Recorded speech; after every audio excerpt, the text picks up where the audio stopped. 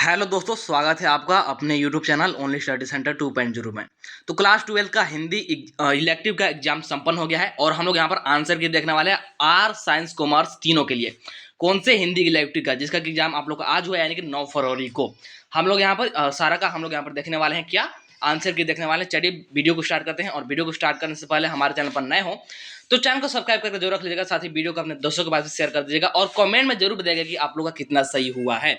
चलिए स्टार्ट करते हैं और हर एक क्वेश्चन को देख लेते हैं। बहुत ही इजी क्वेश्चंस आए थे और जो मैंने आप लोग कराए थे सिर्फ 3 वीडियो मैंने आप लोग को दिया था, लेकिन उससे भी बहुत सारा क्वेश्चंस भिड़ा हुआ था। ठीक है, चलिए यहाँ पर स्टार्ट करते हैं और हर एक क्वेश्चन का यहाँ पर हम लोग आंसर देखने का प्रयास करते हैं। देखिए, सबसे पहले आपको क्या मिला था? सबसे पहले आपको मिला था गद्यांश, जो कि बहुत ही सिंपल गद्यांश था। मैंने बहुत ही सिंपल गद्यांश मैंने देखा है, इससे सिंपल गद्यांश तो मैंने आज तक देखा ही नहीं है। ठीक है, चलिए यहाँ पर पहला क्वेश्चन आपसे क्या पूछा गया था, देखिएगा पहला क्वेश्चन क्या पूछा गया था। परिवार समाज की कौन सी इकाई है? तो परिवार समाज की कौन सी इकाई है? तो पहली इकाई है। तो ऑप्शन नंबर यहाँ पर कौन सा करेक्ट होगा? ऑप्शन नंबर बी करेक्ट होगा, पहली इकाई। ठीक है, फिर दूसरा का क्वेश्चन पूछा था, परिवार द्वारा दी गई शिक्षा से हमारे समाज का क्या तय होता है? तो दिशा और दशा दोनों तय होता है, इसलिए ऑप्शन नंबर डी हो जाएगा करेक्ट, यानी कि बी और सी दोनों। ठीक है, चलिए अगला का क्वेश्चन मिलेगा जो कि थर्ड नंबर आपसे पूछा गया था। क्या पूछा गया था कि विद्यालय अपने आप में समाज का कौन सा रूप है? तो समाज का एक छोटा सा रूप है, इसलिए ऑप्शन नंबर यहाँ पर आप लोग का डी करेक्ट हो जाएगा थर्ड नंबर वाला क्वेश्चन का। ठीक, चलिए फोर्थ नंबर वाला क्वेश्चन पर आते हैं। बच्चे बच्चियां अलग अलग से आते हैं, तो क्या अलग अलग से आते हैं? तो अलग अलग परिवेश से आते हैं, ध्यान दीजिएगा। ठीक है, तो ऑप्शन नंबर इस प्रकार से यहाँ पर आप लोग का बी करेक्ट हो जाएगा, अलग अलग परिवेश से। ठीक है, चलिए आगे बढ़ जाते हैं और आगे देख लेते हैं। फिर से आपको गद्यांश दिया गया था और 5 से लेकर के 8 तक वाले क्वेश्चन को सोल्व करना था। यह भी बहुत ही सिंपल गद्यांश था, आप लोग थोड़ा सा पढ़े होंगे तो आपको सारा आंसर मिल गया होगा। ठीक है, चलिए 5 नंबर वाला क्वेश्चन देखिए क्या पूछा था। किस राह पर चलना कठिन है? किस राह पर? तो साधना के राह पर। किस राह पर? साधना के राह पर। तो ऑप्शन नंबर यहाँ पर फर्स्ट हो जाएगा करेक्ट आप लोग का 5 नंबर वाले क्वेश्चन का। ठीक है, चलिए 6 नंबर वाला क्वेश्चन पर आते हैं। क्या पूछा गया था कि लाखों विधन किसे रोकेंगे? तो किसे रोकेंगे? तो साधक को रोकेंगे। किसे? साधक को। तो ऑप्शन नंबर यहाँ पर बी करेक्ट होगा आप लोग का 6 नंबर वाले क्वेश्चन का। ठीक है, चलिए आगे बढ़ते हैं। 7 नंबर वाला क्वेश्चन क्या पूछा गया था कि आंख झपकने से क्या लूट जाएगा? आंख झपकते ही क्या लूट जाएगा? ये एकदम क्लियरली मेंशन किया गया गद्यांश में। राइट आंसर क्या जाएगा? तो जीवन का धन, यानी कि ऑप्शन नंबर बी करेक्ट होगा यहाँ पर 7 नंबर वाले क्वेश्चन का। ठीक है, चलिए आगे बढ़ते हैं और 8 नंबर वाला क्वेश्चन देख लेते हैं क्या बोला था।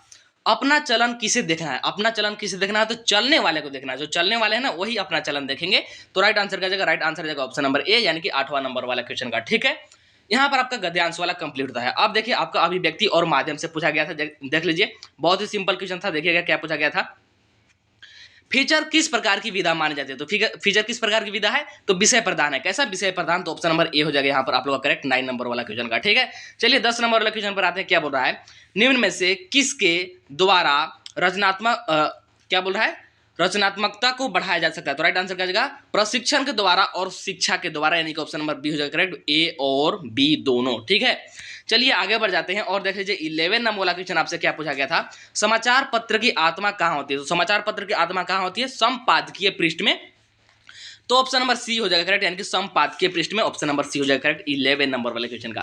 फिर 12 नंबर वाला क्वेश्चन आपसे क्या पूछा गया था कि रिपोर्ट प्रस्तुतिकरण की प्रक्रिया क्या कहलाती है? तो रिपोर्ट प्रस्तुतिकरण की प्रक्रिया क्या कहलाती है? संपादकीय। एक बार आप लोग इसको क्लियर कर लीजिएगा। ठीक है, इसमें थोड़ा सा डाउट है मेरे को, इसलिए आप लोग कमेंट जरूर कीजिएगा, मैं आप लोग को कमेंट देकर के पिन कर दूंगा। ठीक, लेकिन मेरे हिसाब से इसका होना चाहिए संपादकीय सी। ठीक है, इसके बाद देखिएगा, इसके बाद 13 नंबर वाला क्वेश्चन क्या पूछा था कि विज्ञान में किस प्रकार की भाषा प्रयुक्त होती है? विज्ञापन में। क्या? विज्ञापन में। विज्ञापन आप लोग समझ रहे होंगे। ठीक, तो विज्ञापन में कैसी भाषा प्रयुक्त होती है? तो व्यवहारिक हिंदी बोल सकते हैं। तो ऑप्शन नंबर बी हो जाएगा करेक्ट। ठीक है, चलिए आगे बढ़ते हैं। तो 14 नंबर वाला क्वेश्चन देखिए कि पत्रकारिता के विकास में कौन सा मूल भाव सक्रिय है? सक्रिय मूल भाव। तो सक्रिय मूल भाव क्या है? जिज्ञासा है। क्या? जिज्ञासा।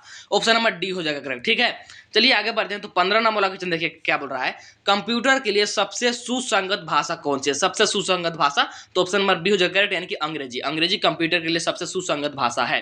फिर देखिएगा आपसे यहाँ पर क्या दिया गया था, आपके पाठ का यहाँ पर पद्यांश दिया गया था। ठीक है, और 16 से 19 तक वाले क्वेश्चन को आपको यहाँ पर सोल्व करना था। आप लोग यहाँ पर पढ़े होंगे तो आपको पता चलेगा कि ये कौन से पार्ट से लिया गया है। चलिए हम लोग यहाँ पर पढ़ते नहीं है, डायरेक्ट यहाँ पर इसका क्या देखते हैं, क्वेश्चन देखते हैं जो कि इससे पूछा गया था। बोला कि उपयुक्त पंक्तियों के रचनाकार कौन है? तो ये लिया गया था सूरज स्मृति से। सूरज स्मृति के रचनाकार कौन है? तो सूर्यकांत त्रिपाठी निराला, यानी कि ऑप्शन नंबर डी हो जाएगा करेक्ट आप लोग का 16 नंबर वाला क्वेश्चन का। इसके बाद आगे बढ़ते तो 17 नंबर वाला क्वेश्चन देखिएगा, प्रस्तुत पंक्तियां गीत की किस विधा में आती है? मतलब कि किस प्रकार की विदा, निबंध है या फिर क्या है ये बताना है। तो ये शोक गीत था। कैसा? शोक गीत। तो ऑप्शन नंबर यहाँ पर कौन सा करेक्ट हो जाएगा? ऑप्शन नंबर यहाँ पर ए करेक्ट हो जाएगा। ठीक है, इसके बाद आगे बढ़ते हैं। तो 18 नंबर वाला देखिएगा, इन पंक्तियों में किसकी सुंदरता का चित्रण किया गया था? सरोज की सुंदरता का, यानी कि ऑप्शन नंबर यहाँ पर सी हो जाएगा करेक्ट। ठीक है, चलिए आगे बढ़ जाते हैं। 19 नंबर वाला क्वेश्चन क्या बोल रहा है? किसके स्वप्न थक से गए हैं? किसके स्वप्न थक से गए हैं? तो एक्चुअली यहाँ पर होना चाहिए था निराला, लेकिन दे रखा है निराशा, इसलिए आप लोग ऑप्शन नंबर डी ही करेक्ट कीजिएगा। आई थिंक यहाँ पर मिस प्रिंट है, तो आपको यहाँ पर हो सकता है ग्रेस मार्क मिले। यहाँ पर निराशा दे रखा है, लेकिन होना चाहिए तो निराला। एक बार आप लोग इसको देख लीजिएगा। ठीक है, चलिए आगे बढ़ जाते हैं और 20 नंबर वाला क्वेश्चन पर आते हैं। निराला किस वाद के कवि है? निराला जो है किस वाद के कवि है? तो प्रगतिवाद, प्रयोगवाद, छायावाद, यानी कि ऑप्शन नंबर यहाँ पर कौन सा हो जाएगा? ऑप्शन नंबर डी हो जाएगा, यानी कि इनमें से सभी। ठीक है, फिर बोल रहा कि विष्णु खरे का जन्म कब हुआ? तो विष्णु खरे का जन्म कब हुआ? ये मैंने इसका आंसर ढूंढा बट मिला नहीं है। आप लोग एक बार कमेंट कीजिएगा, मैं आप लोगों को कमेंट को पिन कर दूंगा, अदरवाइज मैं खुद से कमेंट करके क्या करूंगा, आप लोगों को पिन कर दूंगा। ठीक है, चलिए आगे बढ़ जाते हैं। 22 नंबर वाला क्वेश्चन बोल रहा है, श्री रामचरितमानस किन की रचना? तो श्री रामचरितमानस किन की रचना है? तुलसीदास की। किसकी? तुलसीदास की। ऑप्शन नंबर यहाँ पर बी हो जाएगा करेक्ट आप लोग का 22 नंबर वाला क्वेश्चन का। फिर 23 नंबर वाला क्वेश्चन आपसे पूछा गया था कि घनानंद किसे प्रेम का पत्र लिखते हैं? तो घनानंद किसे प्रेम का पत्र लिखते हैं? तो सुजान को लिखते हैं। किसे? सुजान को, यानी कि ऑप्शन नंबर यहाँ पर आपका सी करेक्ट हो जाएगा 23 नंबर वाला क्वेश्चन का। ठीक है, चलिए इसके बाद आगे बढ़ जाते हैं और आगे यहाँ पर देख लेते हैं नेक्स्ट क्वेश्चन जो कि आपसे पूछा गया था 24 नंबर वाला। लता प्रधान शब्द का क्या अर्थ है? लता प्रतान, लता प्रतान बोल रहा है ना, तो लता प्रतान का मेरे अकॉर्डिंग होना चाहिए लता का फैलाव। एक बार आप लोग कमेंट कीजिएगा, इसको भी थोड़ा सा वेरीफाई कर देंगे। ठीक है, इसमें भी थोड़ा सा डाउट है, यहाँ पर option number according to me B होना चाहिए। ठीक, इसके बाद 25 नंबर वाला देख लेते हैं क्वेश्चन क्या है कि समवदिया का नाम क्या था? समवदिया का नाम, तो राइट आंसर क्या जाएगा इसका? हरगोविंद। क्या नाम था? हरगोविंद नाम था। तो ऑप्शन नंबर यहाँ पर डी हो जाएगा करेक्ट 25 नंबर वाले क्वेश्चन का। ठीक, चलिए आगे बढ़ जाते हैं। तो आगे आपसे 26 नंबर वाला क्वेश्चन क्या पूछा गया था? 26 नंबर वाला क्वेश्चन कि फणीश्वर नाथ रेणु किस विचारधारा के कवि थे? तो ये आई थिंक छायावादी थे। ऑप्शन नंबर यहाँ पर सी हो जाना चाहिए करेक्ट। एक बार इसको भी हम लोग यहाँ पर क्या कर लेंगे, वेरीफाई कर लेंगे थोड़ा सा। ठीक, इसके बाद आगे आ जाते हैं। तो आगे देख लीजिए 27 नंबर वाला क्वेश्चन आपसे पूछा गया था, आरोहण पाठ में कौन सी नदी का जिक्र किया गया? तो आरोहण पाठ में कौन सी नदी का जिक्र किया गया है? तो यमुना नदी। कौन सा नदी? यमुना नदी, यानी कि ऑप्शन नंबर हो जाएगा यहाँ पर सी करेक्ट। इसके बाद 28 नंबर वाला है, देखिएगा 28 नंबर वाला क्वेश्चन आपसे क्या पूछा गया था? सूरदास की झोपड़ी। ठीक, सूरदास की झोपड़ी किस उपन्यास से लिया गया है?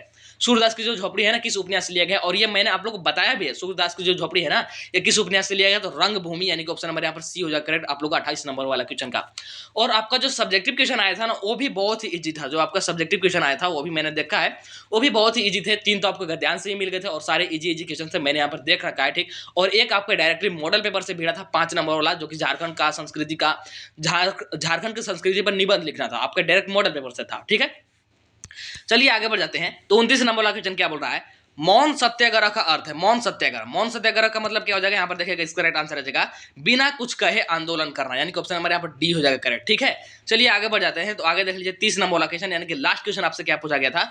बिस्कोर की माटी के लेखक कौन है? बिस्कोर की माटी के लेखक, तो बिस्कोर की माटी के लेखक कौन है? विश्वनाथ त्रिपाठी जी, यानी कि ऑप्शन नंबर बी हो जाएगा करेक्ट आप लोग का 30 नंबर वाले क्वेश्चन का। तो आप लोग का कितना सही है कमेंट कर दीजिएगा, और कहीं पर भी डाउट होगा तो आप लोग उसको भी कमेंट कर दीजिएगा। मैं वहां पर आंसर को या क्या कर लूंगा, एक बार से रीचेक कर लूंगा, और जिसका मैंने नहीं बताया उसको मैं कमेंट कर दूंगा। ठीक है, चलिए इस वीडियो में इतना ही। चलिए मिलते हैं नेक्स्ट वीडियो में, और आप लोगों को इकोनॉमिक्स का वीडियो बहुत ही जल्द दिया जाएगा। चलिए मिलते हैं नेक्स्ट वीडियो में, तब तक के लिए tata bye bye, see you in the next video.